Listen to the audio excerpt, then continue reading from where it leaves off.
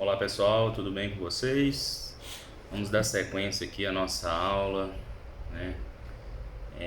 Ao nosso conteúdo Direito Processual Civil 3, segundo semestre do ano 2020. Estamos vendo cumprimento de sentença, né? Estamos na aula 3. Na aula passada a gente viu cumprimento de sentença provisório. E agora a gente vê, né, passa a ver o cumprimento de sentença definitivo, tá? Recapitulando, antes de passar para o próximo ponto, o cumprimento de sentença provisória é aquele que ocorre, né, na pendência do recurso, né?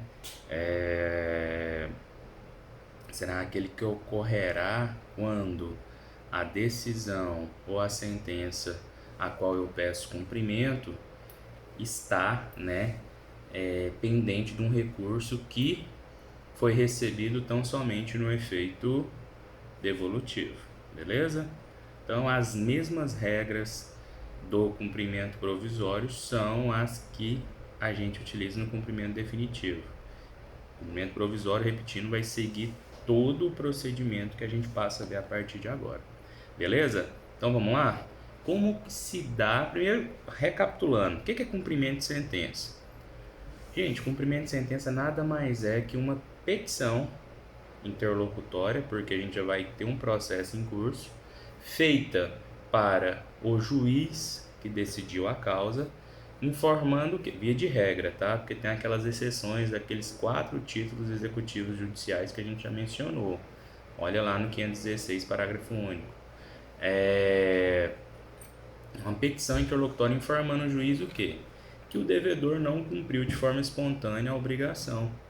E aí eu vou requerer o prosseguimento do processo, né, com a execução, né, dos atos expropriatórios ou dos atos executórios. Então, é uma petição interlocutória. Sendo a petição interlocutória, é um requerimento, né, que é feito pelo credor. Então, transitou em julgado, cumprimento definitivo, nós estamos vendo agora, né? Não houve pagamento espontâneo. Certificou o trânsito julgado. Vai vir um despacho no processo. Intime-se a parte autora para requerer o que ela entender de direito. O que vai ser esse requerimento que você vai fazer? É o que a gente vai estudar agora, né? Que é o cumprimento de sentença definitivo. Beleza, gente? Vamos dar sequência? Feito esse requerimento, essa petição desse requerimento deve conter os requisitos do artigo 524, tá? Quais são esses artigos? Quais são esses incisos do artigo 524? Primeiro, nome completo, número de inscrição, CPF ou de CNPJ do exequente e do executado, observado o disposto no artigo 319, parágrafo 1 e parágrafo 3º, que remete lá, né, aos requisitos da petição inicial. 2. Índice de correção monetária adotado. 3. Os juros aplicados e as respectivas taxas. 4. O termo inicial e o termo final dos juros e da correção monetária utilizados. 5. A periodicidade da capitalização dos juros, se for o caso.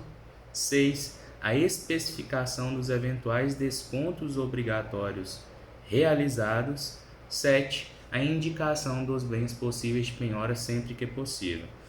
Vocês podem perceber, né, que do 1 ao 6, ou esses dados estarão na sentença, né, e você fará o simples cálculo, e informará agora no cumprimento de sentença quais foram os índices adotados, o período inicial, o termo final, né, ou vai estar no cálculo feito na liquidação, né, ou por arbitramento ou pelo procedimento comum.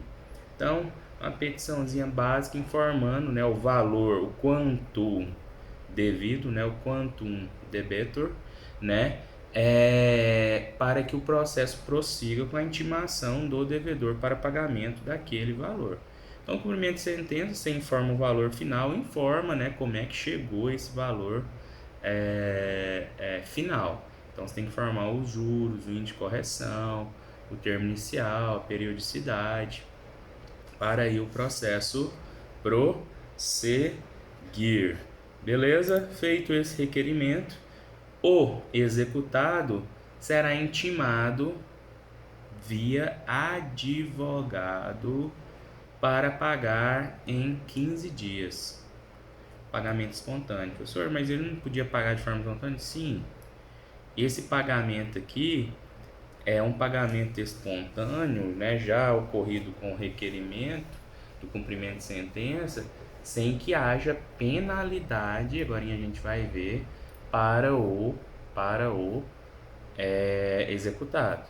Então ele tem novamente a oportunidade de efetuar o depósito em juízo do valor devido, né, ou tomar uma atitude que a gente vai estudar ali logo mais à frente, né, que é a impugnação ao cumprimento de sentença, que é a defesa do executado em sede de impugnação, né, do cumprimento de sentença. Por que intimação na pessoa do advogado? Gente, o processo já está em curso.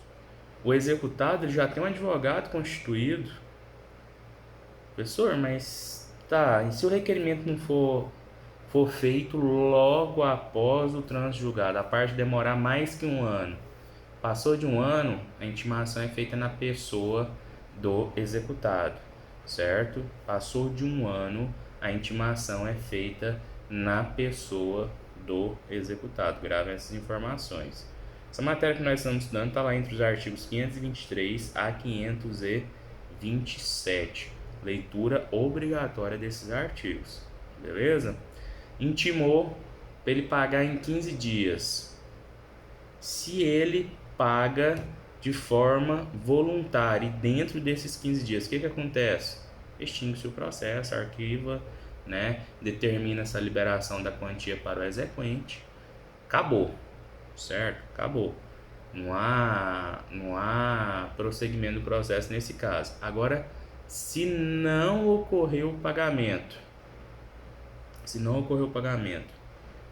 o executado pode sofrer duas consequências. A primeira delas de cara já incide em todo caso a multa de 10% do artigo 523, parágrafo 1º, e honorários advocatícios de mais 10%, certo? Bem como já é expedido mandado de penhora dos bens que você nomeou, lembra dos requisitos do artigo 524, que você nomeou a penhora, se você tiver tido conhecimento e tiver nomeado, lógico, certo? Então, o que acontece? Isso tudo já para poder, né, tentar buscar a satisfação do crédito. Já é nomeada a penhora, já vai penhorar eventuais bens que você tiver indicado. Beleza? Tranquilo. A partir daí, com a penhora, começam-se os atos expropriatórios. Professor, eu não indiquei bens. Tentará, né? A gente não vai estudar aqui agora a ordem da penhora, mas a primeira penhora a se tentar é a penhora online, né? Nas contas vinculadas ao CPF do executado. Beleza?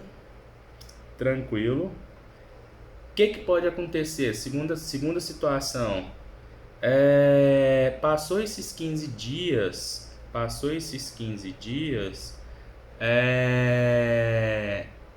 Professor, só falou agora da impugnação, cumprimento de sentença. Chegou a hora, tá? Passou esses 15 dias para o cumprimento voluntário, espontâneo, abre-se mais 15 dias para o executado oferecer, estava lembrando o verbo, né? Tem que ficar muito atento no processo. Petição, a ação ela é proposta, recurso ele é interposto, embargos eles são opostos, impugnação, contestação ela é oferecida. Então, passou os primeiros 15 dias do pagamento espontâneo, abre-se mais 15 dias, né, que possibilita o executado, o oferecimento da sua impugnação ao cumprimento de sentença. Beleza? Tranquilo? 15 mais 15? 15. No segundo período de 15 dias é o momento, né? É o momento do executado oferecer a impugnação ao cumprimento de sentença, tá? Então o que acontece? Isso que vocês precisam memorizar nesse momento, certo? Agora a gente fala sobre impugnação. Via de regra, essa impugnação ela não tem efeito suspensivo, tá? Isso é importantíssimo. Via de regra, não tem efeito suspensivo. O que significa isso? Os atos expropriatórios, penhora, busca de bens em cima do CPF, bloqueio de veículos, né? Bloqueio de dinheiro, tudo isso vai seguir mesmo que o executado tenha oferecido a impugnação, né, ao cumprimento de sentença, que ao final, né, apresentou impugnação, abre-se o contraditório, né? Que vai acontecer? Duas situações. Podemos ter uma situação de procedência, né? O juiz acatou o que o executado estava impugnando, né? Ou podemos ter uma situação de improcedência, tá? Improcedência. Duas novas consequências. Se for procedente, o que significa? O devedor tinha razão. Se o devedor tinha razão, vai extinguir o processo. Se extinguir o processo, nós teremos o que? Uma sentença de extinção do processo, contra a qual caberá o que? Recurso de apelação. Agora, se for improcedente, vai ser uma decisão interlocutória, porque o processo vai prosseguir, o cumprimento de sentença vai prosseguir, né, com os demais atos expropriatórios. Beleza? Tranquilo? Deixa eu ver se tem mais algum ponto aqui importante para falar. A aula de hoje é bem light, tá?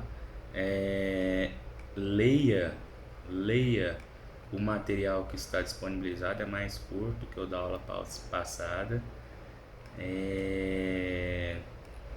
No mais, aula bem tranquilíssima mesmo, tá, gente? Honorários no cumprimento de sentença definitiva. Gente, vimos lá na liquidação que não há fixação de honorários advocatícios, certo? Vimos que no cumprimento provisório, por outro lado, que segue as mesmas regras do definitivo, pode ocorrer o que? A fixação de honorários advocatícios. Falamos agora, se não houver o cumprimento espontâneo, 10% de honorários e 10%, né, da multa do antigo 475J, que hoje é o 523, parágrafo 1º. Beleza, gente? Tranquilo? Vamos encerrar esse primeiro módulo, né?